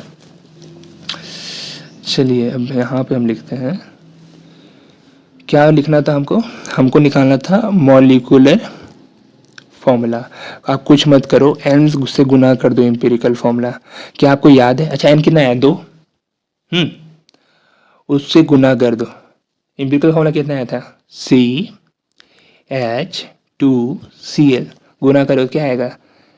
C2H4Cl2। I hope empirical formula कैसे निकालते हैं, मॉलिक्यूलर फॉर्मूला कैसे निकालते हैं सीख लेना। वेरी वेरी वेरी इंपॉर्टेंट, आपके पेपर में कंफर्म क्वेश्चन रहेंगे इससे, कंफर्म। वाह जी, मुबारका जी। ये जो आगे एम्पिरिकल फॉर्मूला हम लोग निकाले थे उसी को देखिए आगे लिखा हुआ है, दिख रहा है आपको ये सब चीज़ें? इन्होंने सबसे पहले क्या निकाला? एम्पिरिकल मास निकाला, फिर एन निकालने के लिए डिवाइड करा मॉलिक्यूलर मास को एम्पिरिकल मास से, और फिर जब डिवाइड कर दिया 2 आया, और फिर 2 से क्या कर दिया इन्होंने? 2 से गुना कर दिया, और एग्जैक्टली वही आंसर आ गया। चलिए हम लोग आगे सीखते हैं। हम लोग आज टॉपिक लिमिटिंग रिएजेंट तक रखेंगे, ठीक है जी? तो लिमिटिंग रिएजेंट तक रखेंगे। हाँ, हम लोग पास अभी समय है। चलिए स्टाइकोमेट्री कोएफिशिएंट कर लेते हैं। Stoichiometry and stoichiometric calculation. क्या होता है स्टाइकोमेट्री जी? स्टाइकियोमेट्री का जो वर्ड है वो ग्रीक वर्ड से डेवलप हुआ। ग्रीक वर्ड लैंग्वेज ही ज़्यादातर आपको यहाँ पे दिखेगा क्योंकि ग्रीक साइंटिस्ट ज़्यादातर योगदान देते हैं इस सब में। स्टाइक्यून मतलब होता है एलिमेंट, और मेट्रो मतलब होता है मेजरमेंट, यानी एलिमेंट के सारी प्रॉपर्टीज़ को मेजर करने के लिए रिएक्शंस में, उसको स्टाइकोमेट्री बोलते हैं। ठीक है, तो स्टाइकोमेट्री वो ब्रांच है जहाँ पे आप एलिमेंट का रिएक्शन वगैरह, कैलकुलेशन वगैरह, मास, वॉल्यूम, इस सबसे खेलते हो। रिएक्टेंट कौन, रिएक्टेंट का कितना मास है, प्रोडक्ट का कितना मास है, रिएक्टेंट का वॉल्यूम कितना है, प्रोडक्ट का वॉल्यूम कितना है, एंड थिंग्स लाइक दैट, ऐसे कैलकुलेट करते हैं, उसको हम लोग बोलते हैं स्टाइकोमेट्री। स्टाइकोमेट्री पढ़ने के पहले आपको एक चीज़ ध्यान देना पड़ेगा कि आपको रिएक्शन को बैलेंस करना पड़ेगा। अच्छा, रिएक्शन को हम लोग बैलेंस क्यों करते हैं, क्यों नहीं करते, क्यों करने की जरूरत है? एम ही छोड़ दो भाई। अच्छा, एम ही छोड़ दोगे तो एक लॉजिक मैं बताता हूँ आपको। मान लीजिए H2 + O2 मैंने बनाया H2O, क्या ये बैलेंस है? नहीं। देखिए कैसे, ये 2 है, ऑक्सीजन का 32, इसका आप निकालोगे तो आएगा 18, नहीं है ना बैलेंस।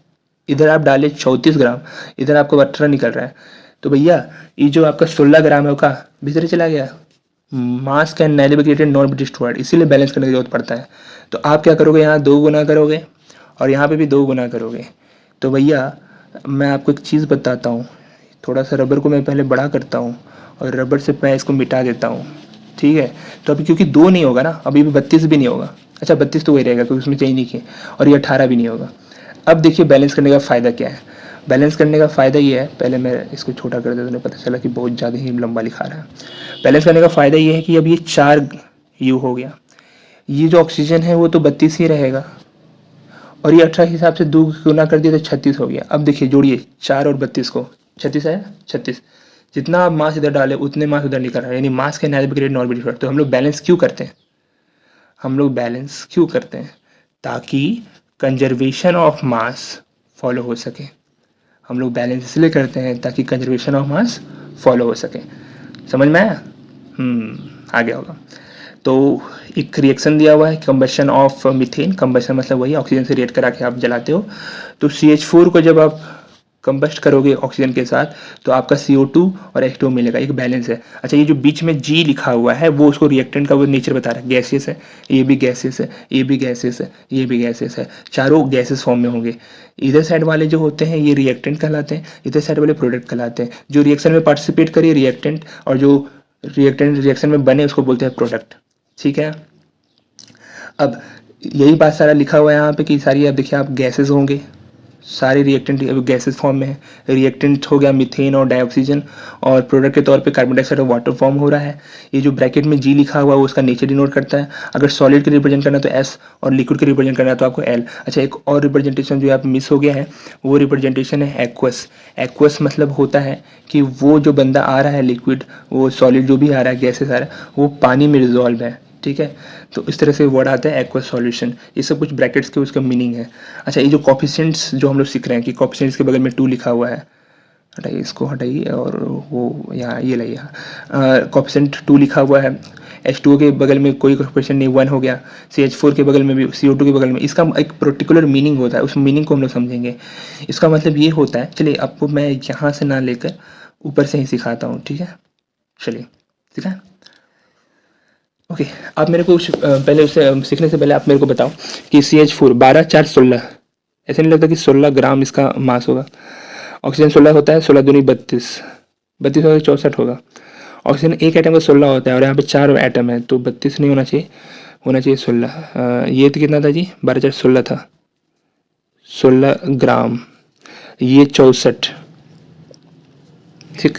CO2 कितना होता है, करो 12, 16 दूनी 32, 44। हाइड्रोजन का 36 है ना, जोड़ के देखो, 16 ग्राम और 64 ग्राम, 80 ग्राम, 44 और 36, 4 7 80 ग्राम। बैलेंस है? हाँ है। ध्यान सुनो, अब मैं इसको यूज करता हूँ। ठीक है। CH4 1 मोल हो गया। ये ऑक्सीजन मॉलिक्यूल है कि एटम है, ऑक्सीजन मॉलिक्यूल है, 2 है ना जी, इसीलिए तो 2 मोल ऑक्सीजन मॉलिक्यूल हो गया। CO2 कार्बन डाइऑक्साइड का मॉलिक्यूल है, 1 मोल कार्बन डाइऑक्साइड का मॉलिक्यूल होगा क्योंकि बगल में 1 है। H2O मॉलिक्यूल है, 2 मोल oxygen molecule, sorry water molecule हो गया। तो अब इसको पढ़ते हैं। ठीक है, ध्यान से पढ़ना। 1 mole of methane reacts with 2 mole of oxygen molecule to give 1 mole of carbon dioxide। Very important बता रहे हैं भैया, ध्यान से लो। 1 mole of carbon dioxide and 2 moles of water। पहली बात, मास में अगर बोलें तो 1 मोल ऑफ वाटर 16 ग्राम ही होता है। 16 gram of methane reacts with 64 gram of oxygen molecule to give 44 gram carbon dioxide and 36 gram water. Interesting case, ध्यान से सुनना मेरी बात। अगर हम इसको U में पढ़ना चाहें तो कुछ नहीं होगा। 16 U of CH4 molecule, 64 U of oxygen molecule and 44 U of carbon dioxide molecule and 36 U of water molecule. कोई दिक्कत है आपको? अच्छा हम अगर वॉल्यूम में पढ़ना चाहें, अरे बाबा सेम ही चीज़ है, ये 1 मोल है तो हम बोलेंगे 22.4। वॉल्यूम में बोल सकते हैं क्योंकि सारे गैसेस में वॉल्यूम वहाँ यूज नहीं होता जहाँ सॉलिड और लिक्विड आता है। नॉर्मली गैसेस के लिए ही वॉल्यूम यूज होता है, तो इसके लिए हम क्या बोलेंगे 22.4। याद है मोलर वॉल्यूम सिखाया था, हमेशा फिक्स होता है 22.4 लीटर है समय। चलो 22.4 लीटर ऑफ मीथेन को आप जब रिएक्ट कराओगे 44.8, कैसे कर दिए, 2 से गुना कर दिए क्योंकि 2 मोल है ना वहाँ पे, इसलिए 44.8 लीटर ऑक्सीजन से, तब वो आपको 22.4 लीटर कार्बन डाइऑक्साइड और 44.8 वाटर का वेपर देगा। वाटर लिक्विड फॉर्म में नहीं, वेपर फॉर्म में। समझ में आया? आई थिंक बहुत अच्छे समझ में आ गया। चलिए मूविंग ऑन, यही सब चीज़ें यहाँ पे लिखी हुई है, आप खुद से पढ़ लें भैया। मास को आप मोल्स में चेंज कर सकते हो, मोल्स को नंबर ऑफ मॉलिक्यूल्स में चेंज कर सकते हो, वो तो मैंने आपको सिखाई दिया था। मास बटा वॉल्यूम डेंसिटी होता है। आज का लास्ट टॉपिक हम लोग पढ़ेंगे लिमिटिंग रिएजेंट। लिमिटिंग रिएजेंट वो चीज़ें होती हैं जो आपको लिमिट कर देती हैं। चलिए मैं इसको एक एग्जाम्पल से ज़्यादा बेटर समझाने की कोशिश करूँगा। मान लीजिए घर में गैस सिलेंडर है, लिख लूँ मैं इसको, गैस सिलेंडर है। गैस सिलेंडर से जो आप खाना बनाते हो उसमें दो चीज़ चाहिए, एक तो गैस और एक ऑक्सीजन। ऑक्सीजन नहीं होगा तो कंबशन नहीं होगा। अब एक बात बताओ, किस चीज़ के ख़त्म हो जाने के कारण, या तो गैस होगा या तो ऑक्सीजन, किस चीज़ के ख़त्म हो जाने के कारण आपका खाना बनाना रुक जाता है, लिमिट हो जाता है, आपका कुकिंग रुक जाता है। ऑब्वियसली गैस, आप गैस भरवाते हो। ऑक्सीजन तो भैया भरपूर अमाउंट में आपका मौजूद है, कहाँ, एटमॉस्फेयर में। तो इस कुकिंग रिएक्शन को कौन सा ऐसा सब्सटेंस है, कौन सा ऐसा रिएक्टेंट है जो स्टॉप कर देता है? उसके बाद रिएक्शन होगा ही नहीं, जब तक वो रिएक्शन आएगा नहीं, वो रिएजेंट नहीं आएगा। रिएजेंट मतलब रिएक्टिंग एजेंट। रिएक्टेंट मतलब क्या होता है? Reacting agent. रिएक्टिंग समझ लेना भैया, ठीक है, उधर हम थोड़ा जगह नहीं है। रिएक्टिंग एजेंट शॉर्ट में संधि विच्छेद करके लिखा हुआ रिएजेंट। तो गैस आपका रिएक्शन को रोक दिया, तो गैस को हम लोग बोलेंगे लिमिटिंग रिएजेंट। तो ऑक्सीजन कैसा रिएजेंट होगा? Access reagent. तो इस केस में गैस हो गया लिमिटिंग रिएजेंट और ये जो ऑक्सीजन है वो हो गया एक्सेस रिएजेंट। इस पे बड़ा खूबसूरत न्यूमेरिकल बनता है और इस न्यूमेरिकल के भी आने का चांस आपके एग्ज़ाम में है 105%। ठीक है, 5% extra, Krishna's discount, Krishna's extras, ऐसा कह सकते हो। ठीक है, तो लिमिटिंग रिएजेंट के बारे में यहाँ पे ये लिखा हुआ है कि देखिए रिएक्टेंट्स, अमाउंट ऑफ रिएक्टेंट्स जो हम लोग फॉलो करते हैं वो अलग अलग होगा। ठीक है, अब अलग अलग होगा तो वो किस तरीके से बैलेंस रिएक्शन में काम करता है। एक रिएक्टेंट जो ज़्यादा होगा, one reactant is more amount than the other, एक बैलेंस रिएक्शन में, तो उसके कारण होता क्या है, कोई एक रिएक्शन पहले ख़त्म हो जाएगा। ठीक, तो जो लिस्ट अमाउंट होता है वो पहले ख़त्म होकर रिएक्शन को क्या कर देगा, स्टॉप कर देगा। ठीक है, और बाकी सारे रिएजेंट बच जाएंगे। वो जो पहले ख़त्म हो गया, जो कंज्यूम पहले हो गया, उसको हम लोग बोलते हैं लिमिटिंग रिएजेंट। इसको हम बेटर एग्जांपल से समझाते हैं। इधर आ जाइए, जो हम लोग बैलेंस किए थे ना, ये वाला, हाँ, इसका मैं वापस लिख देता हूँ एक बार थोड़ा सा ताकि आपको आइडिया हो। इसका कितना आया था जी? 16 ग्राम। इसका कितना आया था जी? 64 ग्राम। इससे बन कितना रहा था जी? 44 ग्राम। इधर कितना बन रहा था जी? 36 ग्राम। अब एक बात बताइए, एक एग्जांपल दे रहे हैं। अगर हम 10 ग्राम ले रहे हैं, ठीक, और ई ले रहे हैं 64 ग्राम, तो बताइए कौन लिमिटिंग रिएजेंट होगा? 10 ग्राम मिथेन लिए और 64 ग्राम ऑक्सीजन लिए, कौन लिमिटिंग रिएजेंट होगा? ऑब्वियसली 64 को पूरी रिएक्ट करने के लिए आपको 16 ग्राम मिथेन चाहिए। मैं दिखा रहा हूँ, 64 ग्राम को पूरी रिएक्ट करने के लिए कितना ग्राम चाहिए? 16 ग्राम। अब यहाँ पे अगर 64 है तो इसको पूरी रिएक्ट करने के लिए कितना चाहिए था? 16, लेकिन है कितना? 10। ज़्यादा है कि कम? कम। कितना कम? 6 कम। तो ये कम हो गया ना, तो रिएक्शन इसकी वजह से रुक जाएगा। किसकी वजह से रुक जाएगा? इस मीथेन की वजह से। तो समझिए 10 ग्राम यू हो जा पाएगा और 64 ग्राम का कुछ एक्स्ट्रा बच जाएगा। कितना एक्स्ट्रा बचेगा वो न्यूमेरिकल में लोग सीखेंगे अच्छे से, बट पहले आप ये समझें कि कौन लिमिटिंग रिएजेंट होगा कौन नहीं। तो इस हिसाब से जब आप रिएक्शन को बैलेंस करके लिखते हो उसका सारा मास, तो आपको पता चलता है कि एक मास कम पड़ रहा है। 64 ग्राम को चाहिए 16 ग्राम, लेकिन है सिर्फ 10 ग्राम। यानी अपना मीथेन इस केस में हो जाएगा लिमिटिंग रिएजेंट। एक क्वेश्चन और पूछें, उसको आप खत्म कर देंगे। अरे यार ख़त्म हो गया वो पूरे। चलो एक बार बताते, लिखते थे यहाँ पे 16 था, कितना दे 64 था, 44 और 36। दूसरा क्वेश्चन सुनिए। पहला केस में तो मीथेन था लिमिटिंग रिएजेंट और ऑक्सीजन एक्सेस रिएजेंट। अब हम आपको बता रहे हैं, मान लीजिए कि E16 है, एग्जाम्पल दे रहे हैं, ठीक है, और ई हो गया 32। अब बताइए 16 को पूरी रिएक्ट करने के लिए टोटल 64 चाहिए था, लेकिन है कितना? 32। कम पड़ रहा है, कौन कम पड़ रहा है? ऑक्सीजन। तो ऑक्सीजन को हम लोग क्या बोलेंगे? Limiting reagent. और मीथेन को इस केस में क्या बोलेंगे? Access reagent. तो जरूरी नहीं कि हमेशा जो एक बार में लिमिटिंग रिएजेंट है वो हमेशा लिमिटिंग रिएजेंट रहेगा, जरूरी ऐसा बिल्कुल नहीं है। बात समझ में आया? यही था लिमिटिंग रिएजेंट का कॉन्सेप्ट। इससे खूबसूरत न्यूमेरिकल इंतज़ार होता है, बनेगा ये चीज़। हम लोग इसके आगे कल करेंगे, ठीक है जी। तो आज यहीं तक रखते हैं, बाकी अभी के लिए tata, good night, sayonara, take care, Radhe Radhe. चलिए, थैंक यू।